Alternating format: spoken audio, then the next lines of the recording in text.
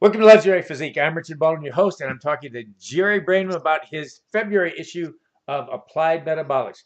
Jerry, you hit the nail on the head with the January issue.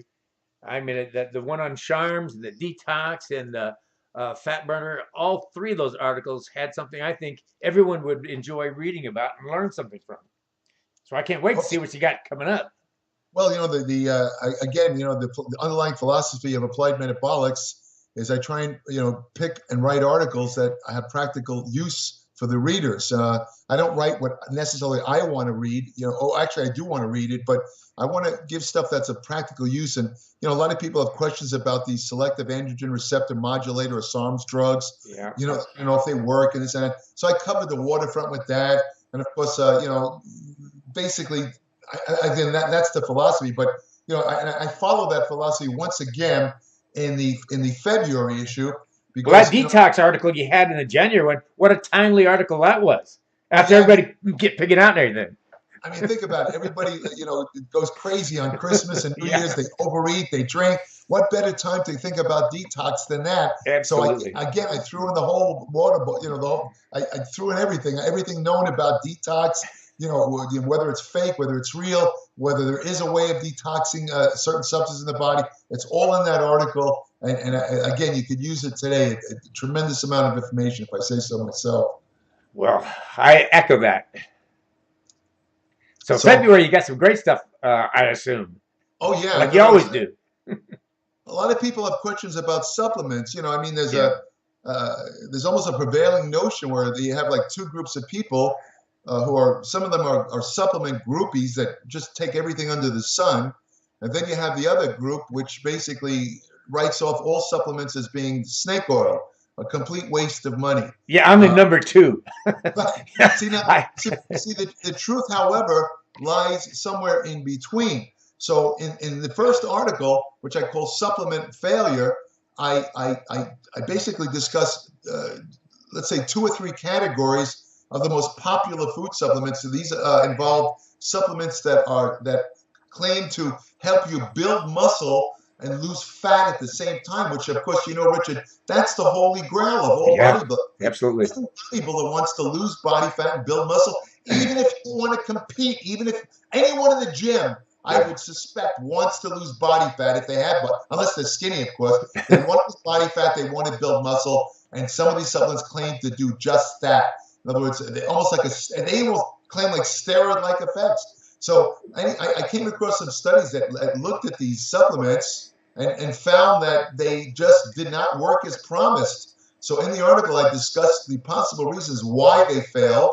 And the interesting thing is some of the ingredients in these supplements had a lot of actual research background. Well, the question is, why did they fail to work? And I discussed ways to discern the good from the bad. In other words, what to look for to purchase supplements that will actually do what they're suggested or what they're advertised to do. Well, that's great, because all the stuff I've seen in the past was just a fad. A fad came and go, and some of the ingredients might have worked, but they were so expensive they didn't have enough in the supplement to make a difference. Except for creatine, right? That's a key. See, that's a key issue in this article. In other words, a lot of it has to do with the amount of active ingredients found in the supplement. That's a key issue. Well, I can't wait to read this article then. And remember this, Richard, this is true.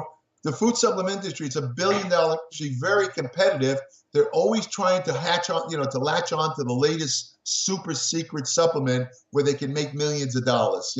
I know personally guys that own supplement companies that are living in mansions and driving Lamborghinis and Bentley. They make a lot of money, but the question is, are they making it through honesty or through crap? And this is what I'm trying. I'm not trying to make any. Most of it's crap, but I can't wait. That's why I can't wait to read your article.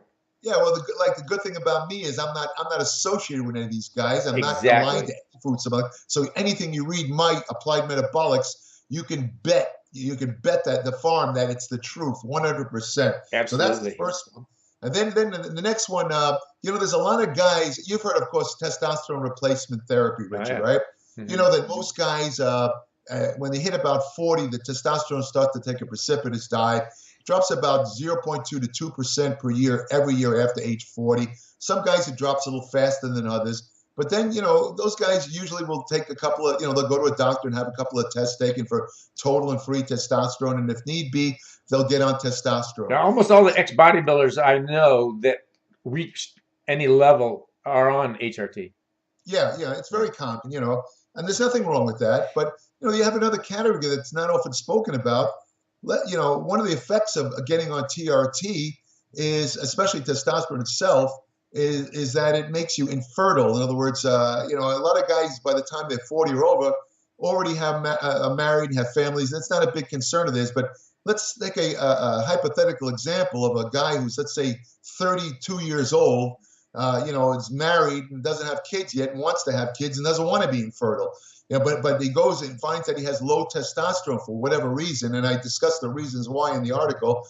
What are the options for this guy? In other words, the bottom line, how can he raise his testosterone without actually taking testosterone? So I discuss all the possible options of how to raise testosterone without using testosterone in this article. I include both pharmaceutical and natural ways to increase testosterone for somebody who wants to increase their testosterone to optimal levels without actually using any real form of testosterone. That'll help a lot, because I know there's a number of guys that train where I do who do not like modern pro bodybuilding, and they're trying to do it natural, and they want to enter some natural contest. So, anything that could help them, they'd probably be thankful for. Sure. And believe it or not, I know a guy who has like a testosterone borderline. He has a testosterone of an 8-year-old girl, and this guy, he's had tests. So I said to him, listen, why don't you get on testosterone? He's showing muscle atrophy and depression, all the signs of testosterone deficiency. I said, why don't you get on testosterone? He says to me, I don't like needles. Now, for one thing, there are options for testosterone. There's a lot of options for testosterone replacement besides needles. You have creams. You have I know some professors that are having results with the creams. Oh yeah, I mean, there's options. I mean, the guy's objection makes no sense. But the point is, a guy like this, even he could use some of the techniques I use in the article because none of them involve injections. So it'd be perfect for a guy like that also. Yeah. So. And then let me ask you, the next article, Richard, have you ever heard of a system called German volume training? Only like once, I think, a few years ago, some guys were talking about it in the gym. Okay. German volume training surfaced around the early 70s. Obviously, maybe somebody in Germany, I assume it was a German that created this. Otherwise, it would be called Spanish or Russian volume training. Yeah. But they call it German volume training, so it must have been some German guy. Maybe the same guy who created synthol. I don't know. But anyway, the point is that they are inventive. Sure. If you go over the internet, you see a lot of articles touting German volume training as a superior way to build muscle mass. So I describe in this article what German volume training is. I examine the possibilities, why it wouldn't work, and how it compares to standard training. German volume training, as the name implies, involves doing a greater number of sets. Specifically, it involves doing 10 sets of 10. Now, I unknowingly actually used a form of German volume training. I didn't call it that. When I joined Vince's gym, it must be over 50 years ago. Time flies, doesn't it? Yeah, and when I joined the gym, I was grossly overtraining. I was doing 25 to 30 sets per muscle group. And even though I was 19 years old, I wasn't making any gains at all. So I went to Vince, who was the master trainer, and I told him my dilemma. And he said to me, well, here's what you do, kid. You get on this 8 sets of 8 routine. I said, 8 sets of 8, 8 sets per exercise, you mean? He says, yeah. I said, well, how many exercises do we do? And he looked at me, he says, 1 exercise.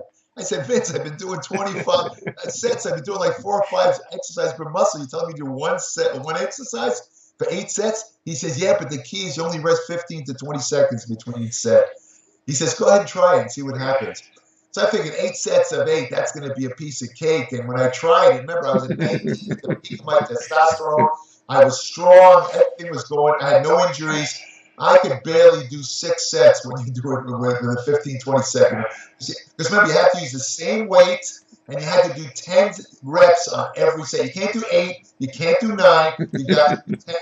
And let me tell you, this is a fantastic system for breaking out of it. There's a lot of good ways to use it, and I explain this in my article. So this could be, I talk about the advantages and disadvantages of German volume training in that article. Okay, sounds great. Can't wait to read that. So that's it for the February issue, and it's 50 pages. Yeah, that's all solid, good information. I'm telling you, there's no ads, there's no crap in there, there's no bullshit. It's just solid information. 50 pages. I don't expect anyone to read it all at once. That's why the newsletter was designed to be read in any media. You can read it on an iPad, on your computer, on your smartphone. You can read it. It's best to, it's like eating a meal. Better to eat small meals than large meals. So, read it in chunks and you'll absorb more information. Well, lucky for some people is that you started putting these summaries at the end, right, too. Yeah. So that they can't miss the important points. Yeah, for those with a short attention span or who just want the gist of the article, at the end of each article, I have like a 1-paragraph summary of the major points of the whole article. And then if they want the in-depth information, they can take the scroll back up. Exactly. So that's great. Yeah, well, it sounds like another whopper, another good one. Like you hit the nail on the head again. I can't wait to read it. I think it's a terrific issue myself. This is my birthday issue since my birthday is at the end of February. Oh, mine's the 21st. When's yours? The 26th. And let me tell you something. I'm not going to deny it. I'm very depressed about turning 38 years old. Yeah. My mom's 93 and she keeps telling everybody she's 39. Hey, you know what? If she could pass for 39, more power to it. That's great, All right. Well, it's great talking to you again, and I'm looking forward to this issue. And you have a great one, and we'll catch you back next month. You too, Richard. Great have a good one. You too. If you want the latest in exercise and nutrition science, then sign up for Jerry Brainum's Applied Metabolics newsletter.